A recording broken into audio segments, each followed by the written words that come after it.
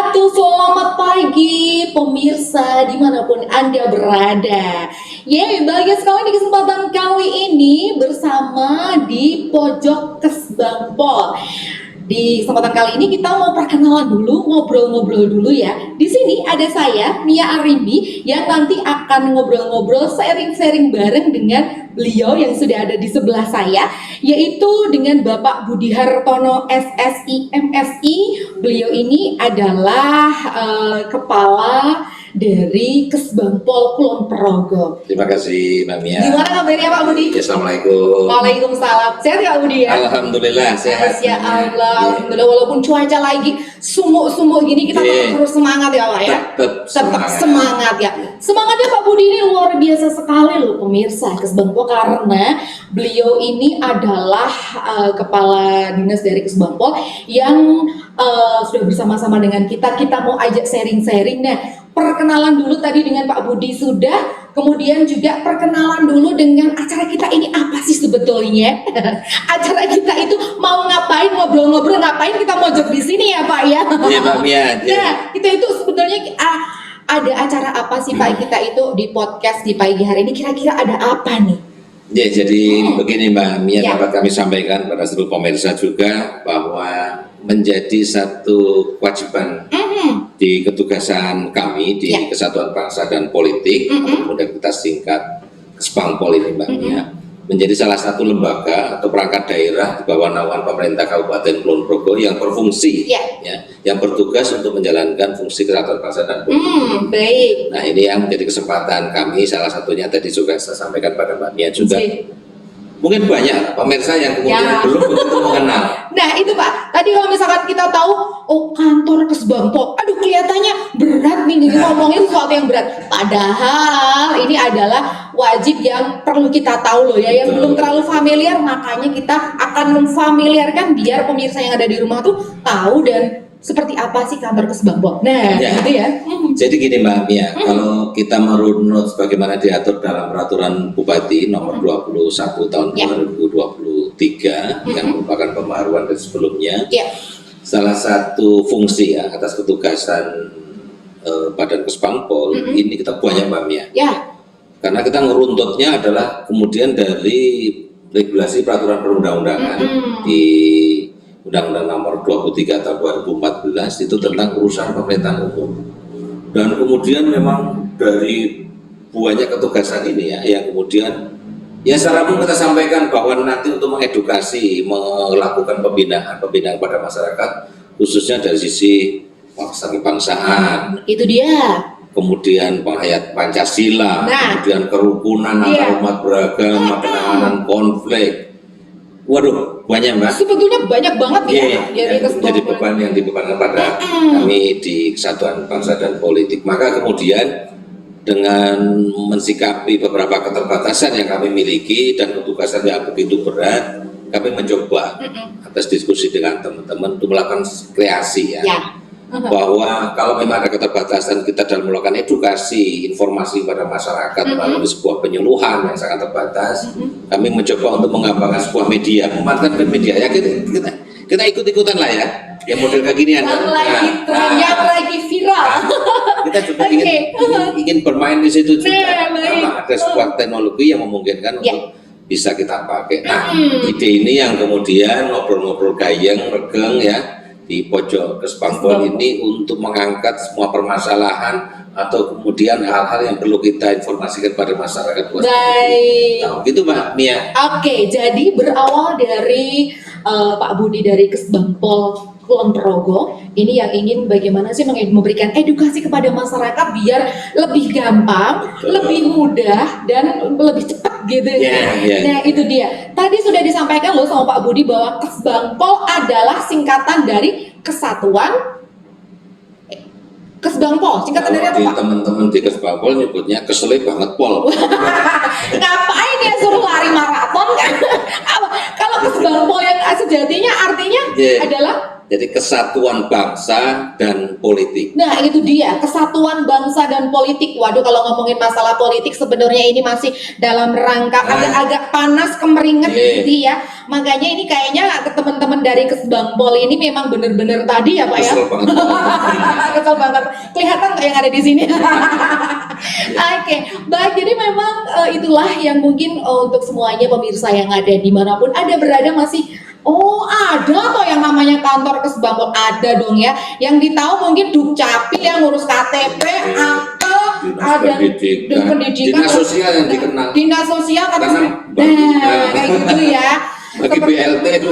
Tapi ternyata suksesnya dalam kemarin ada pemilu dan lain sebagainya juga merupakan dari hasil jeripayah teman-teman yang ada di Kesbangpol bagaimana biar menjaga keamanan, karakter dan lain sebagainya. Itu dia yang harus paham kita semuanya ya. Makanya itulah pentingnya kita mendengarkan edukasi-edukasi yang mungkin kadang-kadang kita merasa apa sih gitu ya. Nah itu dia. Baik Pak Budi, jadi tadi sudah disampaikan Kesbangpol itu apa fungsinya, tadi sedikit-sedikit sudah disampaikan juga bahwa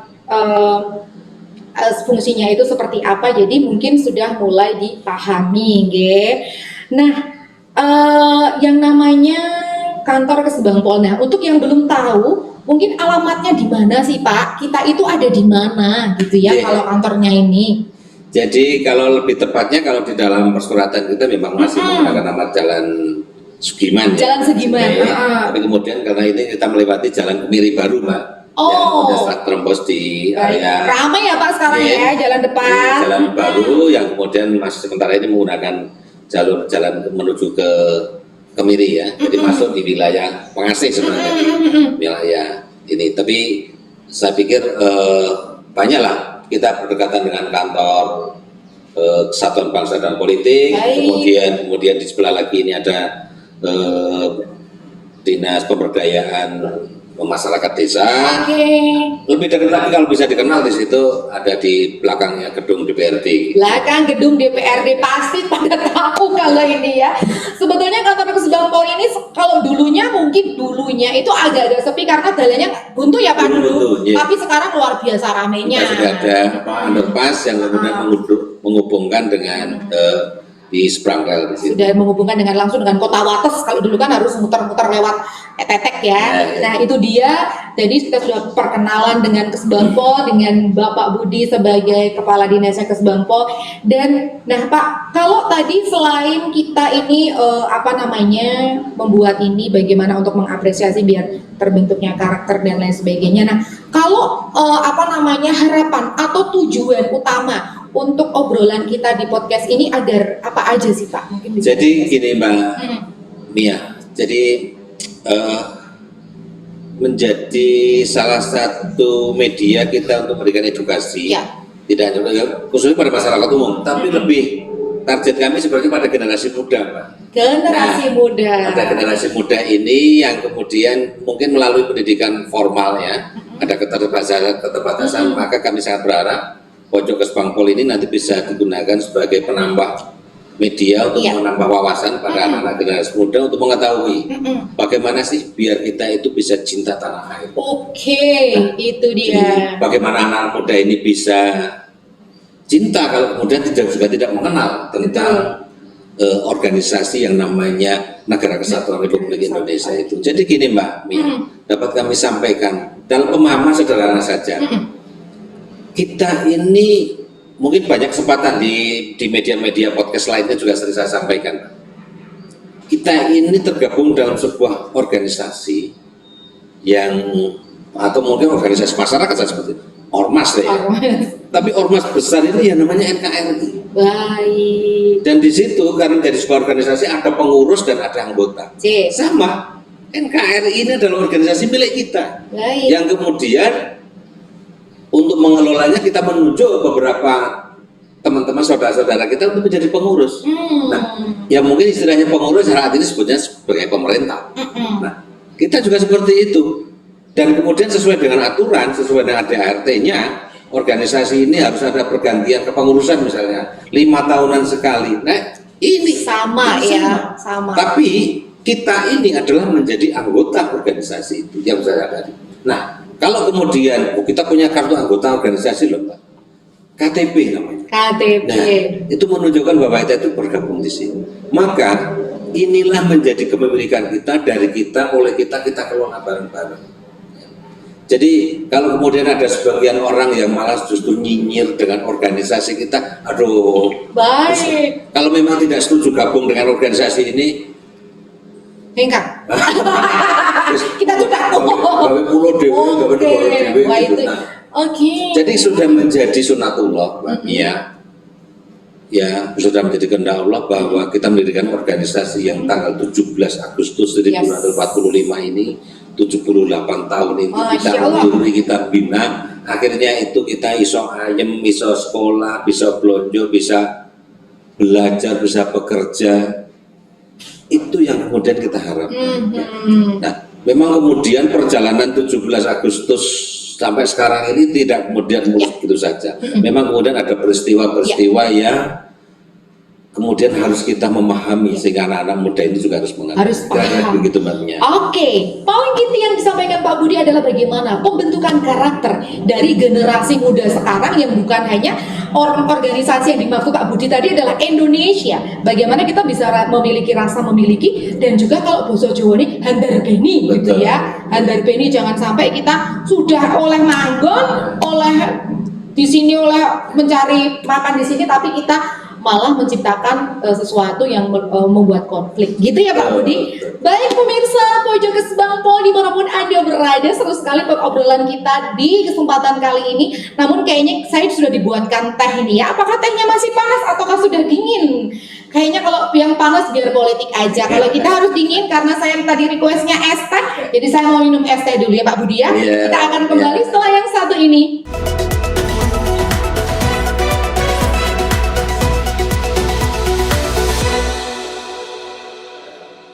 Pemirsa Kesbangpol dimanapun Anda berada, kembali lagi setelah tadi saya sedikit mendinginkan suasana dengan es teh dulu, tapi bukan es teh jumbo, karena kalau yang lagi viral kan es teh jumbo ya, tapi kali ini saya es tehnya ini aja. Itu ya. Ini teh tawar. Oh, teh tawar. Wah, itu jaga kesehatan, keren ini ya.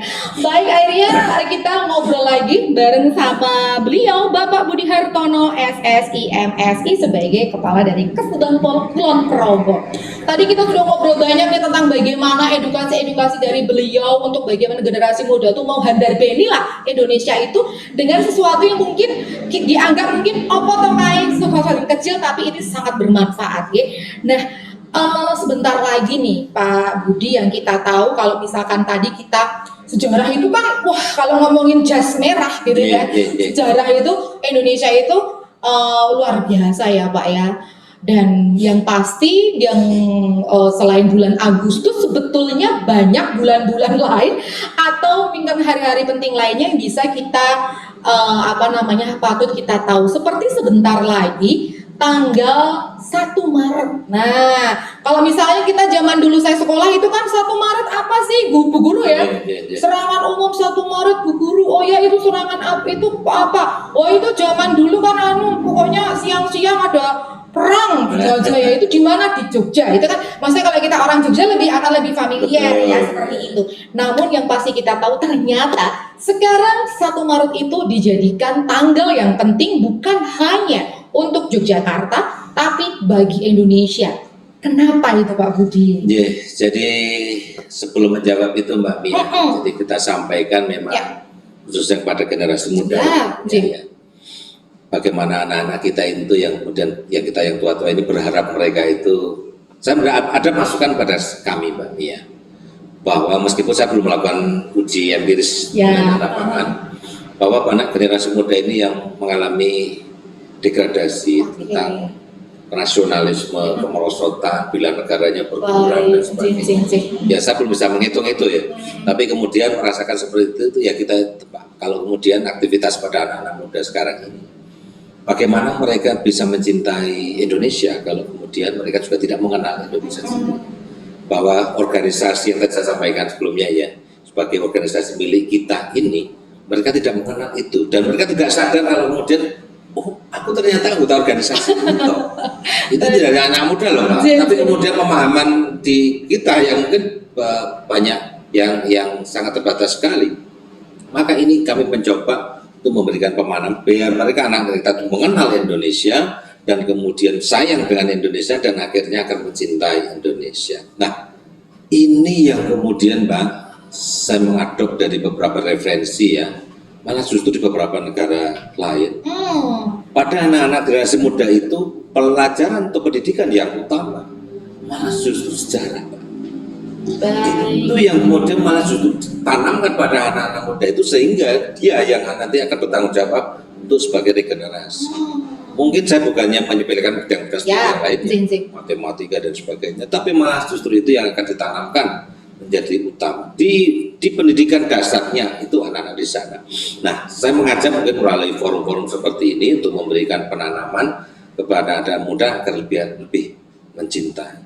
Nah, bagaimana biar dia cinta kan kalau kemudian tidak mengenal bahwa organisasi yang namanya NKRI ini tidak kemudian ya udah kayak gini, enggak. Ini penuh perjalanan liku-liku. Ya. Kalau kemudian kita nyatakan sudah berdiri organisasi kita dan kita berharap akan berdiri selamanya, NKRI ini saat 17 Agustus 1945, maka dalam perjalanannya memang penuh godaan, penuh tantangan. Benar, Ya, saya bukan ahli sejarah Mbak ya, tapi karena saya dorongan sebagai kepala Kesbangpol yang menjadi bagian sana, saya mencuplek-cuplek saja bahwa dari 1945 itu memang kemudian bukan serta-merta Belanda yang kita pada waktu itu kita usir gitu ya. Itu pelepas begitu saja. Ternyata dalam waktu ke waktu itu mereka masih merondong, masih masuk, kemudian melakukan serangan-serangan, melakukan provokasi, melakukan propaganda, tidak hanya pada masyarakat bangsa Indonesia, tapi juga memberikan propaganda ke luar negeri bahwa keberadaan Indonesia itu sudah tidak ada. Waduh. Nah, ini yang kemudian dari perjalanan 45 sampai 48 bahkan di dalam peristiwa yang kemudian serangan dari Belanda itu pada tanggal 19 Desember tahun 1948 Pak. Jadi melakukan serangan melalui serangan udara, ini melakukan bombardir ke, jadi ibu kota pada waktu itu sudah pindah dari Jakarta pindah ke Jogja. Karena situasi tidak aman, maka kemudian pemerintahan di situ. Nah, ada serangan oleh Belanda dan sekutu-sekutunya tanggal 19 Desember 1948 itulah yang kemudian Jogja ini dikuasai oleh Belanda. Dan kemudian itu menjadi momen Pak Presiden, Pak Bung Karno dan Bung Hatta dan beberapa menteri bahkan itu dilakukan pengasingan. Jadi diculik atau diasingkan di Sumatera, di Pulau Bangka di sana. Sehingga pemerintahan bisa kesannya di situ lumpuh.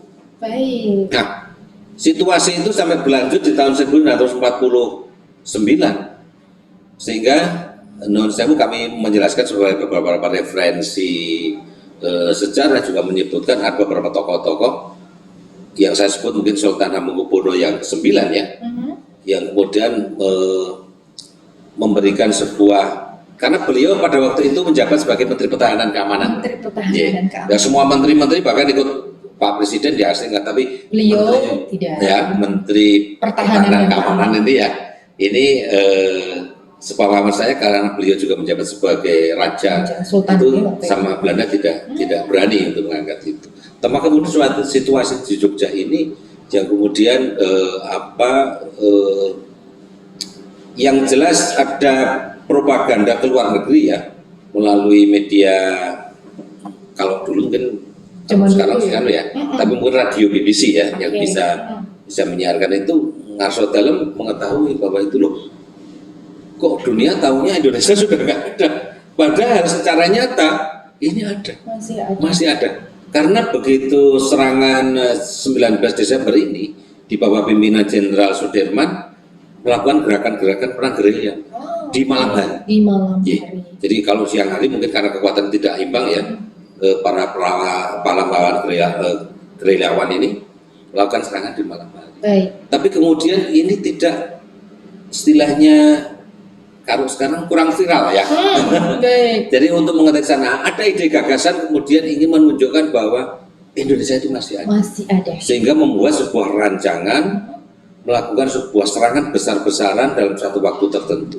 Dan itu disepakati pada waktu itu adalah menggunakan tanggal 1 Maret 1949 dengan ditandai tepat pada pukul 6 pagi sebagai awal serangan. Di mana malam hari sebelumnya memang seluruh tentara rakyat Indonesia yang tergabung dalam bersama-sama dengan para gerilyawan dan juga ada dukungan dari berbagai macam laskar-laskar, Mbak.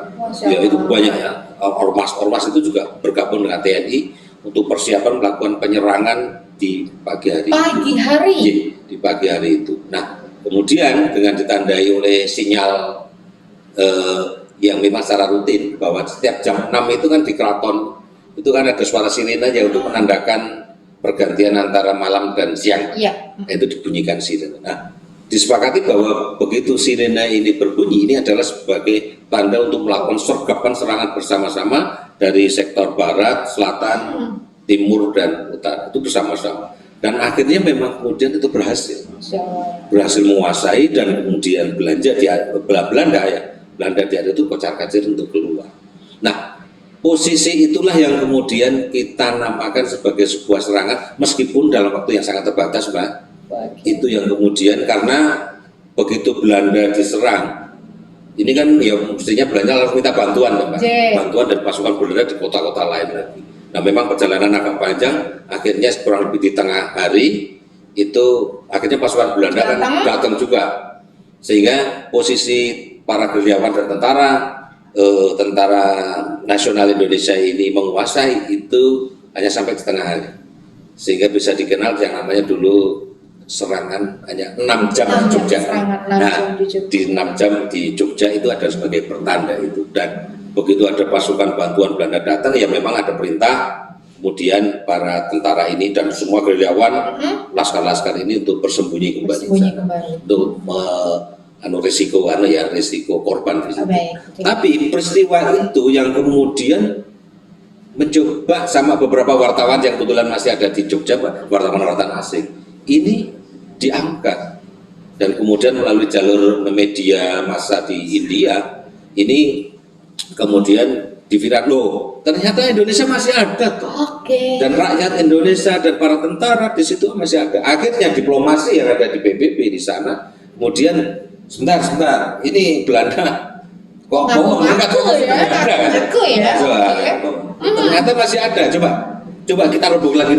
Itulah yang kemudian menjadi salah satu momen, Mbak Mia. 1 Maret ini menjadi suatu peristiwa yang kemudian harus kita tahu bahwa keberadaan kita yang saat ini bisa belajar, bisa bekerja, ini adalah perjuangan para pahlawan kita. Maka istilahnya Mbak Mia tadi adalah jas merah. Jangan sekali-kali melupakan sejarah, karena itu yang menjadi momen sehingga biar anak-anak kita tahu gitu tuh. Maka tak titipi ya NKRI ini ya, tolong biar bisa sampai tidak hanya umur 78 tahun, bisa 100 tahun, bisa 200 tahun dan sebagainya. Itu Mbak Mia, saya menjadi harapan kami. Momentum yang sangat luar biasa yang mungkin juga baru tahu kan, kalau mungkin saya sendiri juga baru tahu sejarah lengkapnya sekarang. Kalau dulu taunya ketika sejarah ya dengarnya di ujian ya serangan umum 1 Maret misalkan itu apa, itu kan seperti itu jawab aja gitu. Tapi ternyata inilah momentum kebangkitan kembali Indonesia setelah sedikit dari dunia internasional dimakzulkan istilahnya. Jadi Indonesia itu sudah nggak ada loh, tapi ini adalah sebuah momentum kebangkitan yang sangat luar biasa, dan sehingga sekarang momentum 1 Maret ini menjadi sangat luar biasa. Iya betul, jadi di tahun 2022 ini melalui keputusan Presiden bahwa setiap tanggal 1 Maret ini dinyatakan sebagai peringatan Hari Penegakan Kedaulatan Negara.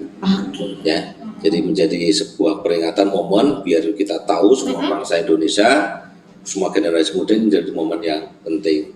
Sehingga sesuai dengan surat edaran dari gubernur, kita di semua kabupaten kota dan seluruh masyarakat nanti kita mengibarkan bendera di tanggal 1 Maret, dan kemudian di Grogol ini juga kita gelar yang namanya upacara. Ada upacaranya.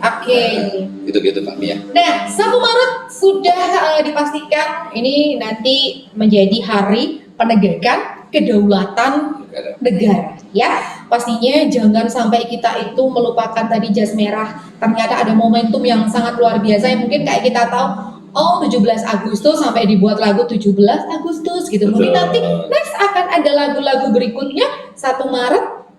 Siapa tahu Pak Budi. Jadi sekaligus ini kami semua pemirsa ya, masyarakat Indonesia juga. Ini khususnya yang di Yogyakarta atas tadi menindaklanjuti surat edaran dari Gubernur. Kita menyepakati nanti tepat pada tanggal 1 Maret, tepatnya jam 6. Jam 6 pagi. Jam 6 pagi kita himbau untuk membunyikan lonceng, sirine dan semua bunyi-bunyian beduk gitu Mbak Mia. Jadi di gereja, di masjid-masjid kita sudah melakukan surat edaran, sirine akan kita bunyikan selama kurang lebih ya 60 detik ya, 1 menit untuk kita bunyikan. Itu sebagai penanda heroik penyerangan pada waktu itu, Mbak Mia. Wow, jangan lupa nanti ya, tanggal 1 Maret sebentar lagi kita silahkan ya mempunyai bunyi-bunyian mau termasuk kentong, silahkan ini warga masyarakat bagaimana kita membayangkan dulu heroiknya loh ya para pahlawan-pahlawan yang bagaimana ini merupakan kebangkitan dari Indonesia. Jangan lupa kemudian nanti untuk Anda nih generasi muda Indonesia atau yang ada di wilayah Kulon Progo nih, jangan lupa nanti 1 Maret ini ada momentum, ada upacara juga. Jangan lagi tanya itu upacara opo toh gitu ya. Jangan orang Senin orang 17 Agustus kok upacara sentil ya. Jewer nanti ya. Karena sudah disampaikan sama Pak Budi bahwa momentum yang sangat luar biasa 1 Maret adalah merupakan hari kedaulatan hari penegakan kedaulatan negara. Nah kan ini aja Mia masih belibet, makanya kita harus jangan malu, pokoknya jas merah selalu belajar sejarah gitu nge.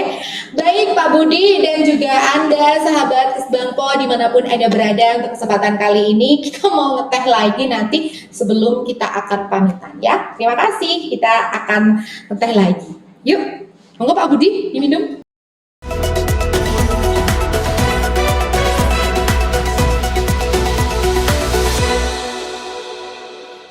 Baik pemirsa Pojok Kesbangpo dimanapun Anda berada, rehatnya sudah, saatnya gini tadi ngomongnya ini wah ternyata kalau ngomongin masalah sejarah itu luar biasa ya, apalagi ngobrolnya nih dengan Pak Budi yang ternyata ini baru banyak nih Mia tahu dari Pak Budi bahwa ternyata oh ini ya, ini Mia juga sekalian belajar loh Pak ya, ternyata luar biasa sekali. Baik Pak Budi, karena mungkin juga ini kita sudah semakin siang dan tadi sudah banyak menyampaikan. Yang terakhir nih, apa sih yang ingin disampaikan atau mungkin pesan-pesan kepada yang ada yang sedang melihat kita untuk kesempatan kali ini? Silahkan Pak. Terima kasih Mbak Mia. Jadi saya khususkan kepada para generasi muda ini Mbak Mia. Jadi saya menginginkan untuk mengajak ya, untuk mencintai Indonesia ini. Karena tidak lain adalah ini adalah milik kita. Maka untuk biar bisa cinta memang kalian semuanya juga memang harus mengenali dulu. Maka saya juga berharap tidak hanya pada generasi muda nih, pada generasi tua juga nih, Mbak Mia. Jangan sampai kalau kemudian yang tua aja kok, bukan semuanya ya. Karena kalau ada yang muda itu pasti ada yang ngajari, pasti yang tua gitu. Jadi, mereka, saya nggak ada yang ngajari, gitu.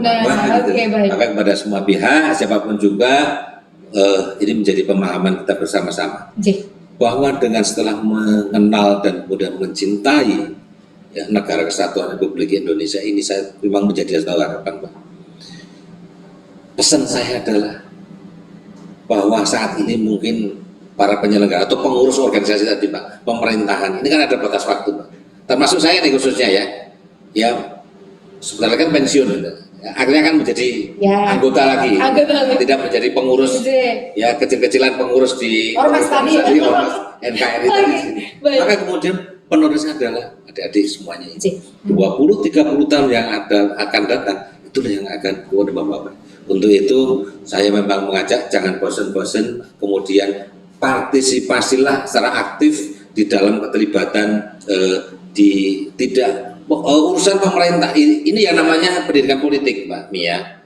Jadi untuk kemudian terlibat di dalam berbangsa dan bernegara itu adalah menjadi kewajiban kita bersama-sama ya. Pada generasi muda, wah besok aja lah, kalau besok saya sudah gede baru tahu yang namanya pemerintahan, ya tidak.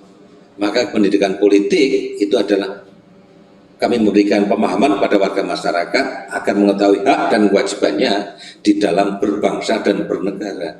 Itu pendidikan politik yang sebenarnya. Jadi di Kesbangpol salah satu poinnya juga memberikan edukasi terkait dengan pendidikan politik itu sendiri.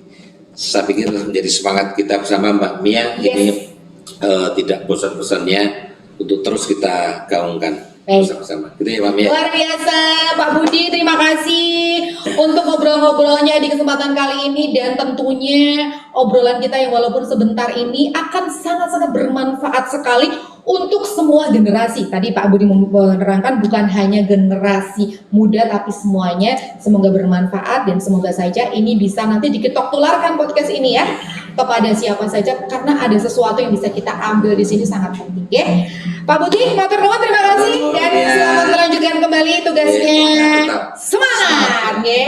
Baik, terima kasih sekali buat Anda pemirsa Pojok Kesbangpol yang sudah bersama kita di podcast Pojok Kesbangpol. Insya Allah nanti di lain kesempatan kita akan ada lagi, kemudian menampilkan lagi narasumber-narasumber yang lain, tentunya akan semakin menarik dan terus bersama. Okay? Terima kasih, saya Mia Harini mengucapkan terima kasih banyak. Bila taufik wal hidayah, wassalamualaikum warahmatullahi wabarakatuh. Waalaikumsalam.